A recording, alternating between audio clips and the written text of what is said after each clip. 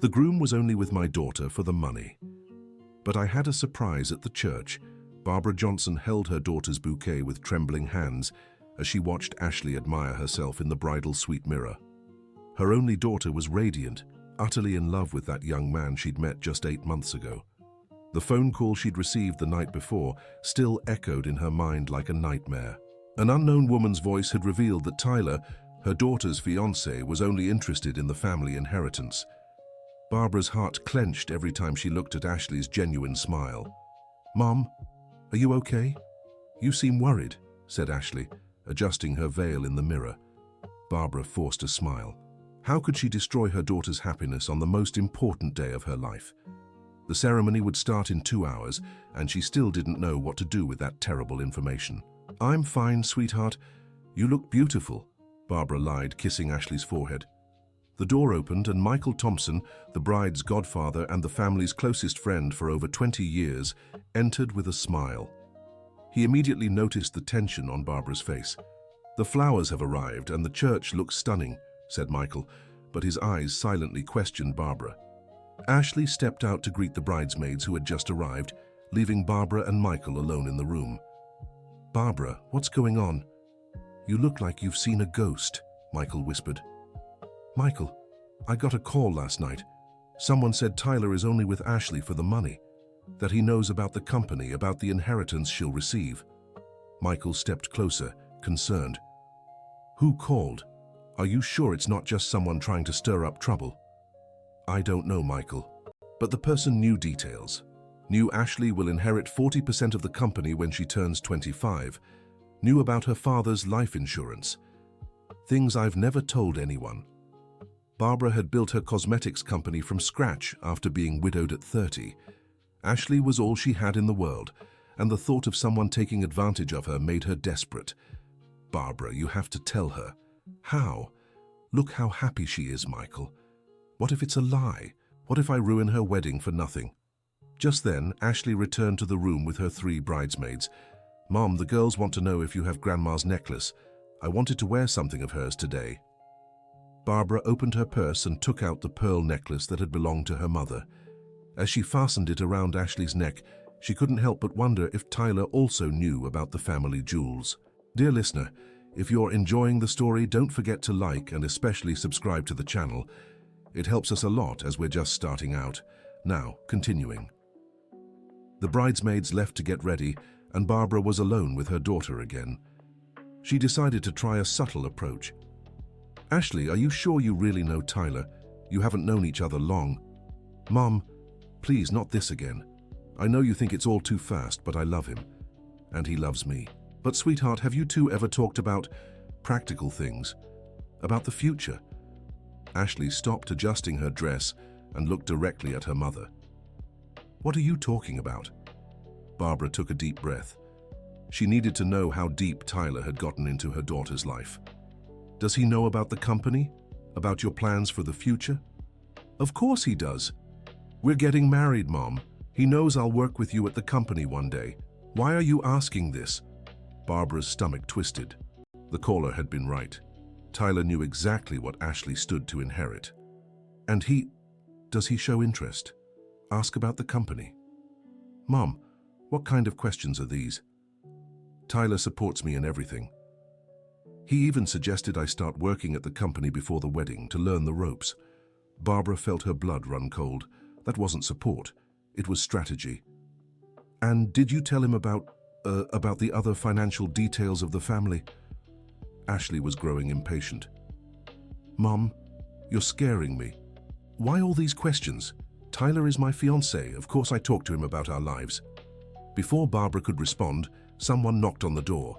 It was the wedding planner, letting them know they needed to head to the church. In the car, Barbara watched her daughter through the rearview mirror. Ashley was typing excitedly on her phone, probably texting Tyler. Every smile from her daughter felt like a dagger in Barbara's heart. Michael, who was driving, glanced at her in the mirror. "Are you going to tell her?" "I can't, Michael, not today, but I have a plan." St. Patrick's Cathedral, in the upscale New York City neighborhood where they lived, was decorated with white and pink flowers. Guests had already started arriving. and Barbara greeted everyone with a forced smile. She spotted Tyler chatting with some friends at the church entrance. He looked handsome in his grey suit, but now Barbara saw something different in his smile. It was calculated, rehearsed. "Michael, I need to talk to Tyler before the ceremony. Barbara, are you sure about this? I need to look him in the eye and confirm my suspicions." Barbara approached the group where Tyler stood. "Tyler, can I speak with you for a moment? In private?" He flashed a charming smile. "Of course, Mrs. Johnson, is everything okay?" They stepped aside to a more secluded corner of the church. "Tyler, I wanted to ask you something. Do you truly love my daughter?" He seemed taken aback by the direct question. "Mrs. Johnson, what kind of question is that? Of course I love Ashley. I wouldn't be here if I didn't. And would you still marry her if she had no money? If she were just an ordinary girl with no inheritance prospects?" Tyler's smile faltered for a split second, but he quickly recovered. "Mrs. Johnson, you're insulting me. I fell in love with Ashley, not with what she has. So you didn't know she's set to inherit 40% of the company when she turns 25. Well, she mentioned something about working there someday, but... And what about her father's life insurance? Did she tell you about that too?" Tyler began to shift uncomfortably. "Mrs. Johnson, I don't understand why you're asking me this. If you have concerns about me..." "I do, Tyler. I have plenty of concerns." Just then, Ashley appeared behind them. "Mum, what are you two talking about? Why do you both look so serious?" "Nothing important, sweetheart. I was just..." "Your mother was asking me some questions about our financial situation," Tyler interrupted. "I think she's worried about our future." Ashley glared at her mother. "Mom, I can't believe you're doing this today, on my wedding day." "Ashley, I just want to make sure that..." "Make sure of what?" "That the man I love is only after my money. This is unbelievable." Tyler wrapped an arm around Ashley. "Honey, calm down. Your mum's just concerned. It's normal."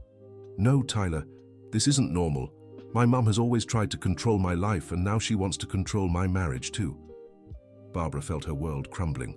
Her attempt to protect her daughter was backfiring. "Ashley, please, listen to me." "No, Mom, enough. We're going into the church.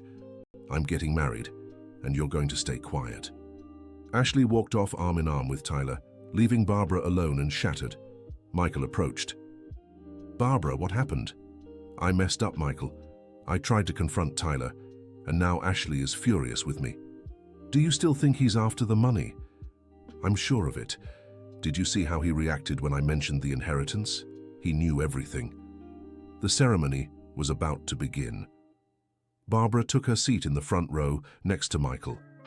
Her heart was shattered as she watched her daughter walk toward a man who likely only saw her as an investment. The priest began the ceremony, and Barbara could barely pay attention to his words. She studied Tyler, searching for any sign of sincerity in his expressions. When it came time for the vows, Tyler spoke eloquently about eternal love and companionship. His words were beautiful, but rang hollow to Barbara's ears. Ashley was radiant, completely lost in the moment. Barbara felt guilty for doubting, but she couldn't ignore her maternal instinct. When the priest asked if anyone objected to the marriage, Barbara felt a desperate urge to stand up. But she looked at her daughter's happy face and stayed silent. That's when she noticed a strange movement at the back of the church. A young woman had slipped in quietly and taken a seat in the last row. Barbara didn't recognize her among the guests. The woman was staring intently at Tyler, her expression barely containing her anger. Barbara whispered to Michael, "Do you know that woman in the back?" Michael turned discreetly. "Never seen her before. Why?" "She's looking at Tyler in a strange way." At that moment, the woman stood and began walking toward the altar. The guests started murmuring in surprise.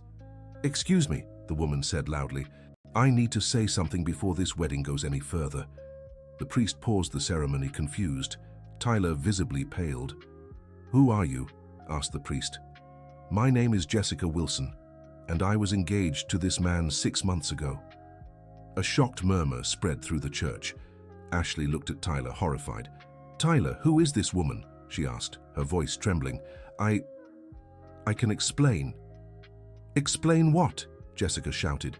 "How you left me when you found out my father lost his business." How you disappeared the moment you realized I had no money left. Barbara stood from her seat, her heart racing. Her suspicions were being confirmed in the worst possible way. Jessica, please, you don't understand. Tyler began. Don't understand. Jessica laughed bitterly. I understand perfectly. You only care about wealthy women. First it was Brittany, the construction tycoon's daughter. Then me. Now her. Ashley stepped away from Tyler, tears streaming down her face. Tyler, is this true? Ashley, let me explain. Answer me. Is it true you were engaged to her? Tyler looked around, seeing all the guests staring at him. There was no way out. Yes, but... And you left her when you found out she had no money. It wasn't like that. Yes, it was, Jessica yelled. You told me you loved me, that you wanted to build a life with me. But when my father went bankrupt, you were gone in 2 weeks. Barbara moved toward the altar, her protective instincts finally unleashed. Ashley, come here, sweetheart. But Ashley didn't move. She stared at Tyler, waiting for an explanation. Tyler, look me in the eyes and tell me, do you love me, or are you with me for my family's money? Tyler looked at Ashley, then at the guests, then at Barbara. His mask had completely fallen. Ashley, It's complicated. It's not complicated. It's simple. Do you love me or not? The silence that followed was deafening. Tyler lowered his head, unable to lie in front of so many people. That's when Barbara had an idea. She had kept a secret for years, waiting for the right moment to reveal it. Maybe this was the moment. Tyler, Barbara said firmly, before you answer my daughter, I have something to tell you. All eyes turned to her. Our family's business is bankrupt. A murmur of confusion spread through the cathedral. Ashley looked at her mother, stunned. Mom, what are you talking about? We lost everything, Ashley. The company, the investments, the properties, everything. Tyler raised his head, shocked. What do you mean you lost everything? Barbara smiled coldly. Issues with suppliers, labor lawsuits, mounting debts. The company went bankrupt 3 months ago. I was hiding this from you, Ashley, because I didn't want you to worry about the wedding. But the apartment, the car? Tyler stammered. All rented. We've been living off loans and selling the family jewels, including this necklace, Barbara said, pointing to the pearls around Ashley's neck, which will be sold next week to pay off debts. Ashley was speechless. Mom, why didn't you tell me? Because I wanted to see your fiancé's true reaction when he found out you had nothing. All eyes turned to Tyler. His horrified expression was unmistakable. Tyler, Barbara said, now that you know my daughter won't inherit anything, that we have no money, that we're actually in debt, do you still want to marry her? The silence was unbearable. Tyler looked from Barbara to Ashley, clearly panicked. I need to think. Think about what? Ashley exploded. If you love me, money shouldn't matter. It's not that simple, Ashley. I have plans, projects, that depend on my money. Tyler tried to reach for her. Ashley, you have to understand my position. Your position? Ashley yanked off her engagement ring and threw it on the floor. Your position is that of a liar and a gold digger, Jessica clapped. Now you see who he really is. Tyler bent down to pick up the ring. Ashley, please, let's talk in private. No, Ashley shouted. I don't want to talk to you anymore. Get out of my sight. Barbara stepped closer and hugged her daughter. Ashley collapsed into tears in her mother's arms. Mom, I'm so sorry, you were right. No, sweetheart, I'm sorry you had to find out this way. Michael approached the group. Tyler, I think it's best if you leave. But I can explain. There's nothing to explain, Michael said firmly. You've been exposed. At least have the decency to leave without causing more pain. Tyler took one last look at Ashley, who was being comforted by her mother and Jessica. He realized he had lost completely. Ashley, I really did care about you. Cared? Ashley lifted her head, furious. You don't care about anyone, you only care about money. Tyler left the cathedral with his head down, followed by the disapproving stares of every guest. Once he was gone, Barbara turned to everyone present. Dear friends and family, I apologize for this awkward situation, but before you leave, I have a confession to make. Everyone listened intently. I lied about our family's financial situation. Ashley looked at her mother, confused. What do you mean, Mom? The company didn't go bankrupt, Ashley. It's doing better than ever. I made it up to test Tyler. A murmur of surprise spread through the cathedral. When I got an anonymous call yesterday saying Tyler was only after our money, I came up with this plan. I wanted to see how he'd react if he thought we had nothing. Jessica smiled. That was you who called, wasn't it? I called her company yesterday morning, Jessica explained. When I found out Tyler was getting married again, I couldn't let another woman go through what I did. Jessica, thank you so much, Barbara said. You saved my daughter from a world of hurt. Ashley was still trying to process everything. So, we still have money? Yes, sweetheart. And you'll still inherit everything when you turn 25. But now you know that if someone truly loves you, it'll be for who you are, not what you have. Michael Thompson started clapping, and soon all the guests joined him. Ashley hugged her mother again. Mom, I'm sorry for doubting you. You were just trying to protect me. And I'd do it 1,000 times, my dear. Jessica Wilson approached them. Ashley, I know today was hard, but you were lucky. Your mother loves you and is willing to do anything to keep you safe. My family kicked me out when they found out I'd lost money because of Tyler. What do you mean? Asked Barbara Johnson. My parents believed his side of the story. He said I was the gold digger, that I'd tried to trick him. They threw me out and cut ties with me. Barbara felt a wave of compassion for the young woman. Jessica, where are you living now? In a rented room. I'm working as a receptionist at a doctor's office to support myself. Barbara looked at Ashley, who nodded. Jessica, would you like to work at our company? We need a marketing assistant, and you seem like a smart, brave young woman. Jessica began to cry. You'd do that for me? Even though you don't know me? You saved my daughter, Barbara said. It's the least I can do. Dear listener, if you're enjoying the story, don't forget to like and especially subscribe to the channel. It helps us a lot as we're just starting out. Now, back to the story. The priest, who had watched the whole scene silently, approached the group. Mrs. Johnson, that was one of the most unusual situations I've witnessed in 30 years of priesthood. But I admire your courage in protecting your daughter. Thank you, Father. I'm sorry for turning your church into a courtroom. Sometimes it's necessary. Better to learn the truth now than after marriage. Ashley glanced around the decorated church. Mom, what now? All these decorations, the party planned. Barbara smiled. The party goes on, my dear, but now we'll celebrate your freedom. What do you mean? We'll celebrate that you discovered the truth before making a mistake. We'll celebrate our family, our friendship with Michael, and our new friendship with Jessica. Michael perked up. That's right. Let's turn this wedding into a celebration.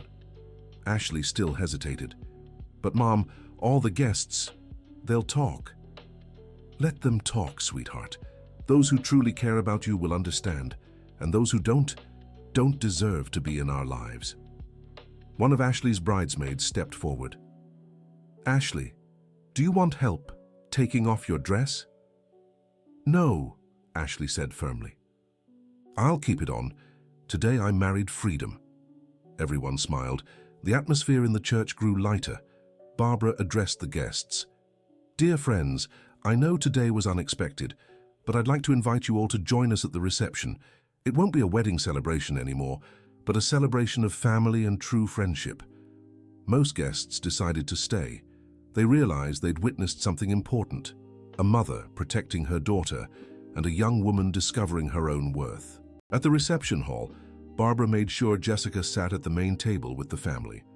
Jessica, tell us more about Tyler, Ashley asked. I want to understand how he operates. He's very clever, Jessica explained. He researches the family thoroughly before making his move. In my case, he found out about my father's business through a mutual friend. Then he arranged to be introduced to me at a party. It was similar for us, Ashley said. He showed up at the club where I play tennis, said he was new in town and looking for a place to play. Exactly, Jessica said. He always comes up with a believable excuse.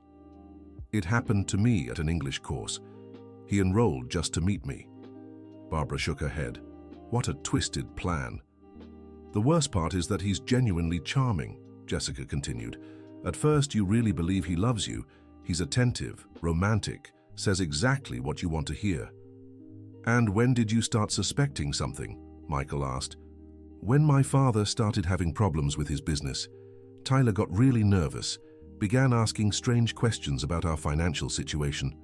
When it became clear we were going to lose everything, he just disappeared. Ashley took Jessica's hand. I'm so sorry you went through that. But now I realize it was the best thing that could have happened.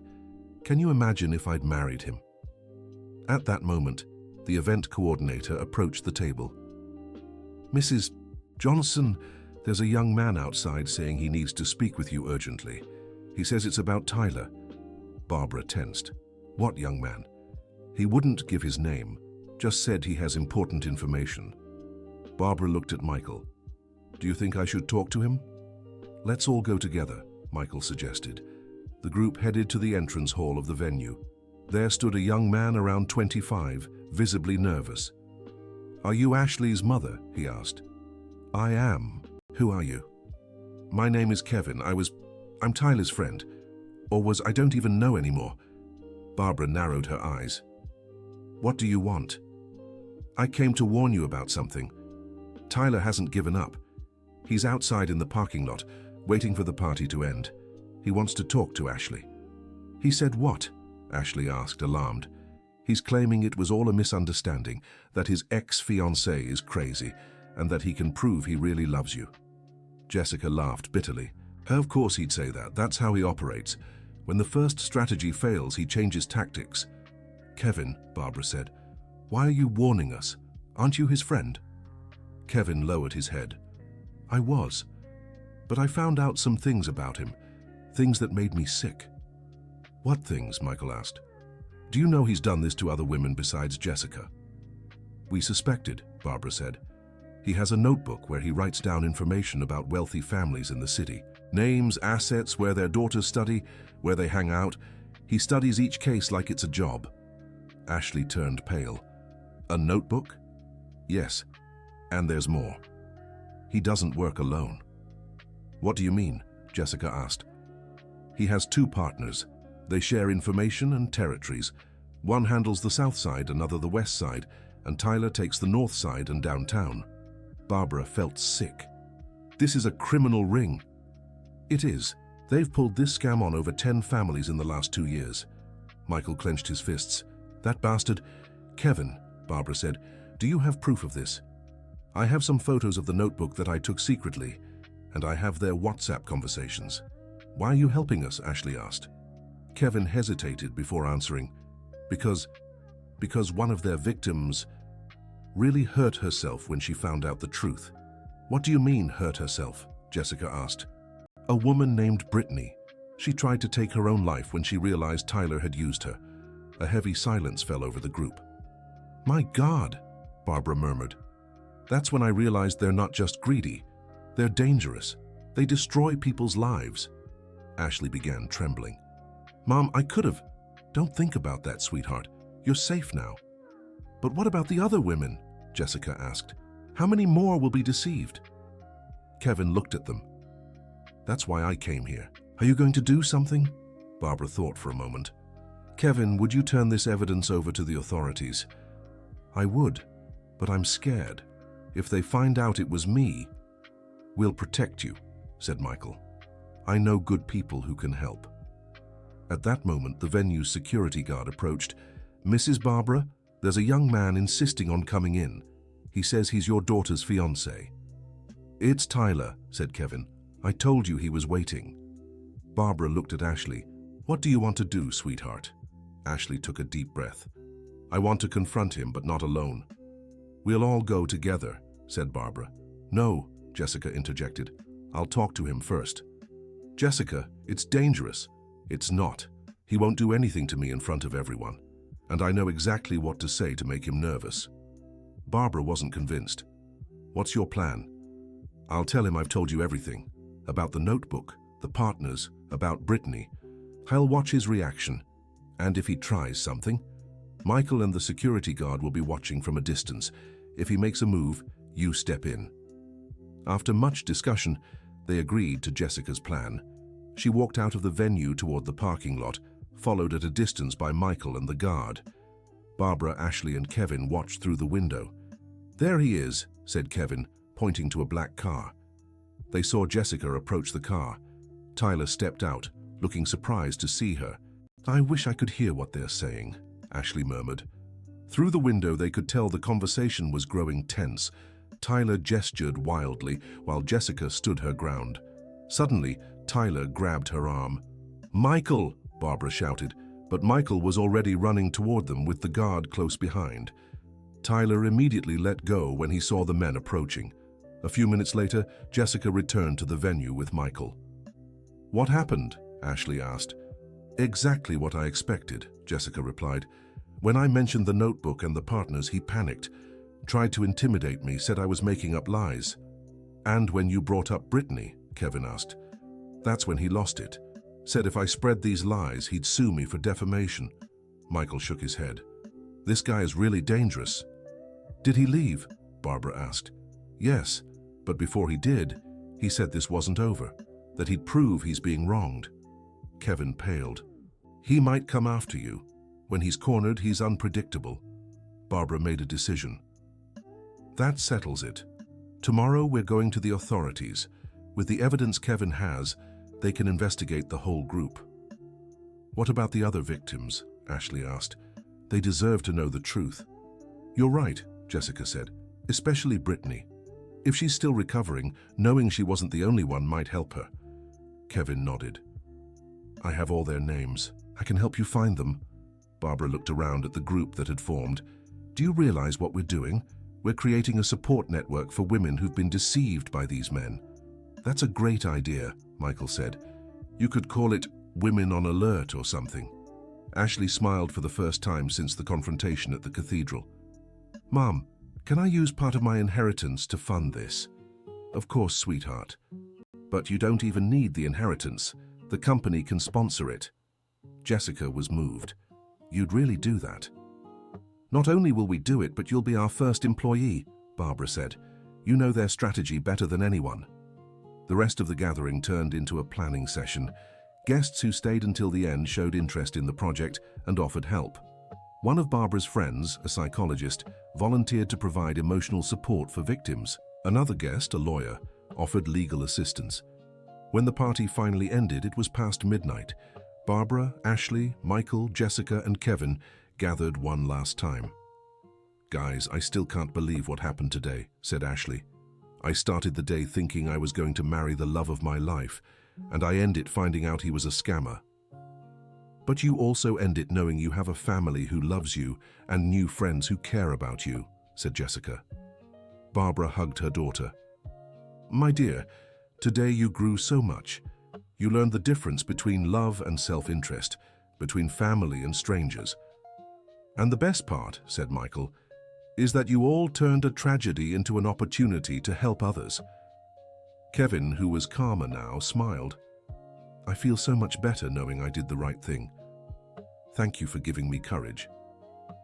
"Thank you for coming to warn us," said Barbara. "Without your information, we might never have uncovered the extent of the problem."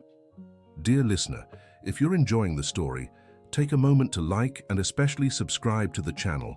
It helps us a lot as we're just starting out. Now, continuing. The following Monday, Barbara kept her promise. Accompanied by Michael and Jessica, she went to the proper authorities to report Tyler and his partner's scheme. Kevin handed over all the evidence he had, photos of the notebook, WhatsApp conversations, and even some secretly recorded audio. The detective who took the report was impressed by the gang's organization. "Do you realize this is a well-structured operation?" he said. "They have territory divisions, a defined method, even an information system." "That's why we came forward," said Barbara. "How many families have they destroyed?" "From the data you provided, at least 15 in the last 2 years. But there could be more we haven't uncovered yet." Jessica leaned forward. "Detective, is it possible to find the other victims?" "With this information, yes, we'll launch a full investigation." "And how long will that take?" asked Michael. "A few weeks to gather all the evidence. But with what you've brought us, we already have enough for arrest warrants." Meanwhile, Ashley had begun organizing the victim support project. she rented a small office space and started structuring what would become the Women's Protection Network. The first person she reached out to was Brittany, the woman Kevin had mentioned. Finding Brittany wasn't hard. She was staying at an emotional rehabilitation clinic, trying to recover from the depression caused by Tyler's betrayal. When Ashley and Jessica visited her, Brittany initially refused to talk. "I don't want to talk about Tyler," she said without looking up. "Brittany, we're not here to hurt you," Ashley said gently. "We're here because we went through the same thing you did." Brittany lifted her head, surprised. "What do you mean?" Jessica stepped closer. "Tyler tried to do the same thing to me and Ashley that he did to you." "You too?" "I was engaged to him before Ashley," Jessica explained. "And Ashley almost married him last Saturday." Brittany's jaw dropped. "He was engaged again?" "He was, but Ashley's family found out in time," said Jessica. Ashley sat on the bed beside Brittany. "Brittany, you need to know it wasn't your fault. Tyler is a professional scammer. He's done this to many other women." "How many others?" "At least 15 that we know of." Brittany began to cry. "So I wasn't the only fool?" "You weren't a fool," Jessica said firmly. "You were the victim of a very smart, manipulative criminal." "Brittany," Ashley said, "we're starting a support group for women who've been through this. Would you like to join?" I don't know if I can talk about it." "You don't have to talk if you don't want to, but maybe hearing other stories will help you understand you're not alone." After much conversation, Brittany agreed to learn more about the project. It was an important first step in her recovery. Back at the makeshift office of the Women's Protection Network, Ashley found her mother reviewing documents. "How was the visit with Brittany?" asked Barbara. "Difficult but productive. She's thinking about joining the group." "And the other victims?" "Kevin got in touch with 3 more. We'll visit them tomorrow." Barbara smiled proudly. "Sweetheart, I couldn't be prouder of you." "Mom, I wanted to thank you for protecting me. If you hadn't come up with that plan, no need to thank me. Any mother would have done the same." Just then, Michael walked into the room with a serious expression. "Everyone, I have news. Good and bad." "Give us the bad first," said Barbara. "Tyler and his partners found out they've been reported. They fled the city." Ashley grew worried. "And the good news?" "The investigation uncovered that they have operations in other cities too. It's a nationwide scheme. Police from multiple states are involved now." "Does that mean they'll be caught?" asked Barbara. "Sooner or later, yes. And when they are, they'll answer for crimes in multiple places." "What about the victims in other cities?" "That's the best part. Your idea for the Women's Protection Network caught the attention of authorities. They want to expand the project nationwide." Ashley could hardly believe it. "Nationwide?" "Yes. The Department of Justice wants to turn this into a public policy to protect women from romance scams." Barbara hugged her daughter. "Ashley, you turned your personal pain into a national cause. It wasn't just me, Mom, it was all of us together. Jessica, Kevin, Michael, you." Jessica, who had been organizing documents at a nearby table, joined the group. "Everyone, I just got an interesting call. A TV producer wants to make a documentary about our story." "A documentary?" asked Ashley. "Yes, they want to show how we uncovered the scheme and created the support network. It could help warn other women." Barbara thought for a moment. "Is that a good idea? Won't it expose you all too much?" "On the contrary," said Michael, "it could reach victims who don't even realize they've been scammed yet. And it could help other women recognize the signs," Jessica added. Ashley was excited. "I think we should do it, but on one condition. We want control over the content. We don't want our story turned into some sensational drama." "I agree," said Barbara. "If it's to educate and help, I'm all for it." 2 weeks later, the Women's Protection Network had 15 members, women of all ages who had been victims of different types of romance scams. Meetings were held twice a week in the office Barbara had rented. Each gathering was a chance to vent, offer support and learn. Brittany had become one of the most active participants. Realizing she wasn't alone in her experience had been crucial to her recovery. "You know what hurt me the most?" she said during one meeting. "It wasn't even losing the money, it was losing trust in myself. Many of the other women nodded in agreement. "Exactly," said a 60-year-old woman named Margaret. "I was ashamed in front of my own family. How could I, who's always been sharp, fall for that man's tricks?" Jessica, who now coordinated the meetings, explained, "Margaret, that's part of their strategy. They make us feel stupid, guilty. But the truth is, they're professional manipulators." Ashley, who attended all the meetings, added, "The most important thing is to understand there's nothing wrong with believing in love. The problem lies with those who take advantage of our ability to love." A young woman named Emma, 22 years old, raised her hand. "But how do we learn to trust again? I'm afraid to get involved with any man now." Barbara, who sometimes joined the meetings as an observer, decided to speak. "Emma, time is the best remedy for that. But it's also important to learn the warning signs. Selfish men have common traits." "What traits?" asked another participant. Jessica pulled out a list they had compiled together. "First, they always ask a lot of questions about your financial situation early in the relationship. Second," Ashley continued, "they rush to formalize things. They want engagement and marriage quickly. Third," Brittany added, "they're overly charming but in a way that feels rehearsed, like they've memorized a script. And fourth," Barbara concluded, "they always have a sad story about past financial struggles. It's a way to trigger your protective instinct." The women took careful notes. That list was becoming an important prevention tool. At the end of each meeting, they always closed with a circle of positive affirmations. Each shared something they had learned or a positive quality they had rediscovered in themselves.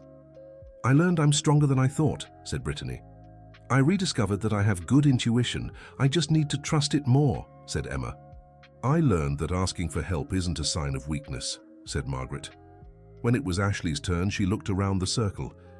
"I learned that sometimes the worst experiences can turn into the best opportunities. If I hadn't gone through this, I'd never have met all of you, never discovered my calling to help other women." Barbara, watching from afar, felt her heart swell with pride. Her daughter had transformed pain into purpose. 3 months after the wedding that never happened, everyone's lives had changed dramatically. Tyler and his partners had been arrested in a joint operation involving police from 5 states. The trial was still ongoing, but the evidence was so clear that a conviction seemed certain. The Women's Protection Network had expanded to 10 cities and had over 200 participants. The documentary about their story had aired nationally and sparked a wave of awareness about romance scams. Ashley had decided to study psychology, to specialize in helping victims of emotional manipulation. Jessica had become the project's general coordinator and was studying law to better understand the legal aspects. Kevin, who had initially feared retaliation, had become a kind of consultant for the network, helping identify new criminal schemes. But perhaps the most significant transformation was Brittany's. Not only had she fully recovered from depression, but she had also become one of the project's most sought-after speakers, traveling across the country to share her story and warn other women. One Friday afternoon, Barbara was in her office at the company when Ashley showed up with an unexpected proposal. "Mom, I have an idea." "What is it, sweetheart?" "What if we turned the project into an official NGO? With bylaws, tax ID, everything in order?" Barbara smiled. "I was thinking the same thing. That way we can seek partnerships with businesses, the government, and other organizations." "And there's more," Ashley said excitedly. "The university I'll be attending wants to create an extension course on romance scam prevention. They want our NGO to partner with them." "This is wonderful. We'll train multipliers." "Exactly. Teachers, psychologists, social workers, everyone who works with women will learn to identify and prevent these situations." Barbara hugged her daughter. "Ashley, you know, looking back now, I'm grateful everything happened the way it did." "What do you mean, Mom?" "If Tyler had been a decent person, you would have married him and probably been happy.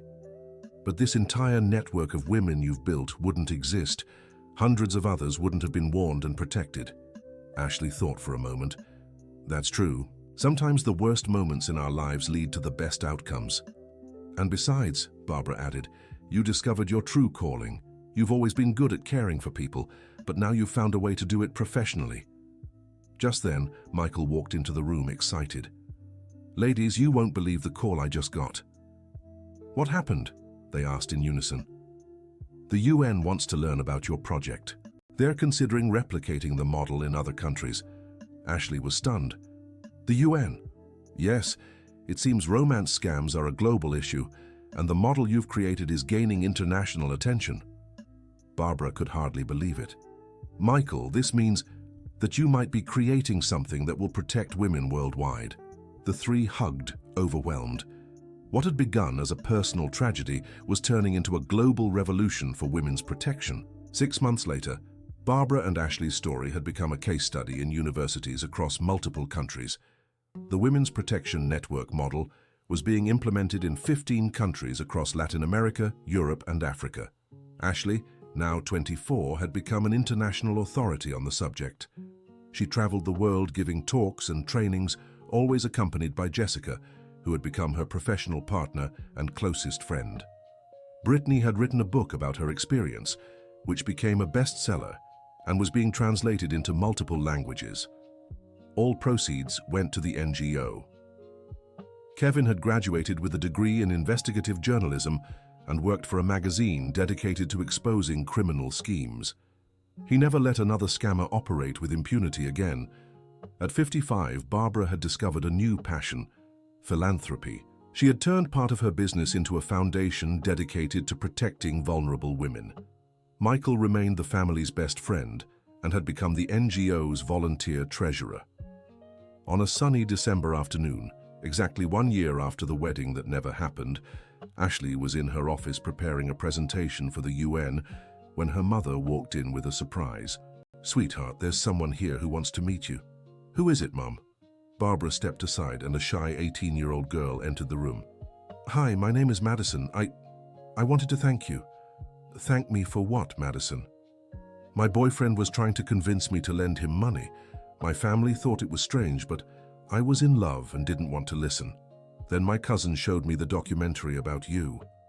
Ashley moved closer. "So that's what happened?"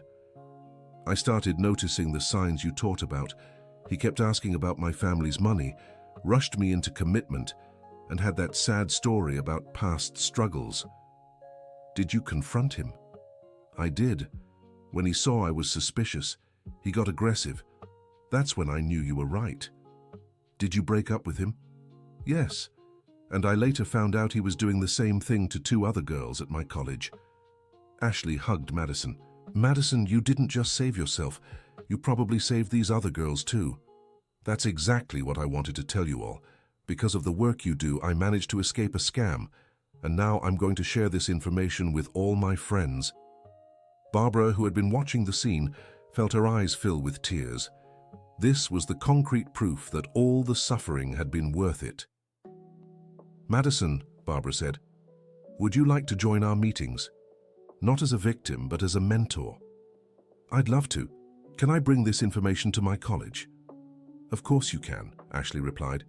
"In fact, we're always looking for young women who want to become ambassadors for the project." After Madison left, Barbara and Ashley were alone in the office. "Mum, do you see what's happening?" "What, sweetheart?"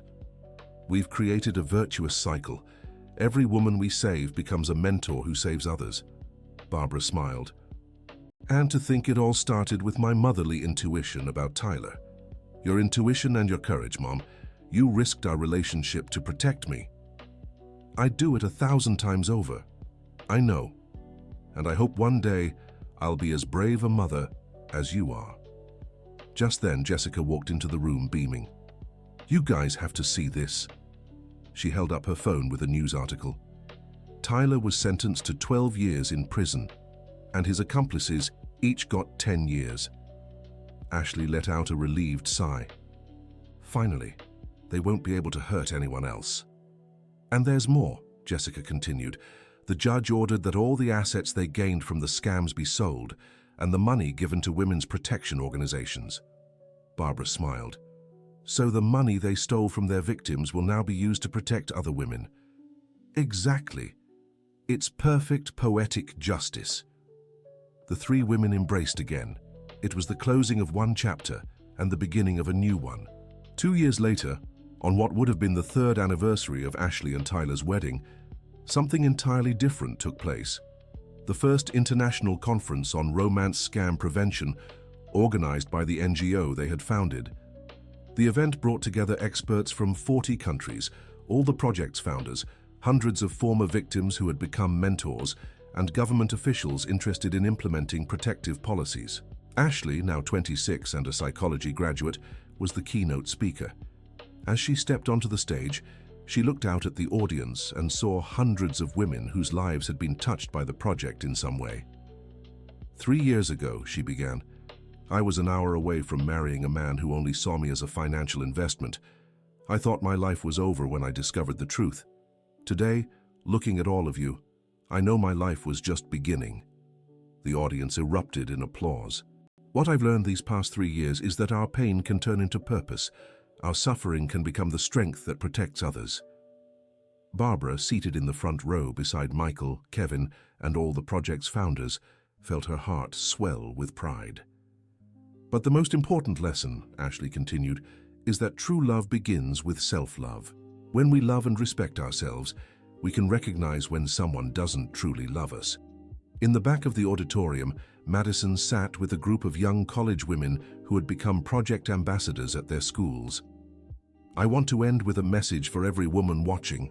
Whether here in person or online, Ashley said, you deserve to be loved for who you are, not what you have. Trust your intuition, and never be afraid to ask for help. When Ashley stepped off the stage, she was surrounded by dozens of women eager to share their stories and thank the NGO for its work. A 70-year-old woman approached her. My dear, I wanted to tell you that my granddaughter escaped a scam because of you all. He was going to take all her savings to invest in a business that didn't exist. A young mother with a child in her arms came closer. Ashley, when my daughter grows up, I'll teach her everything you teach. That way she'll never go through what I did. A middle-aged man timidly stepped forward. Sorry to intrude, but I wanted to speak. I found out my brother was scamming women, and because of your work I had the courage to report him. With each story, Ashley grew more emotional. It was confirmation that the project had surpassed her initial expectations. At the end of the day, during the closing dinner, Barbara raised a toast. I want to toast the bravest women I know. To my daughter Ashley, who turned her heartbreak into a revolution for women's protection. To Jessica, who had the courage to warn us and became our partner. To Brittany, who turned her pain into strength to help others. And to all the women here today, proving that together, we're unstoppable. Everyone raised their glasses.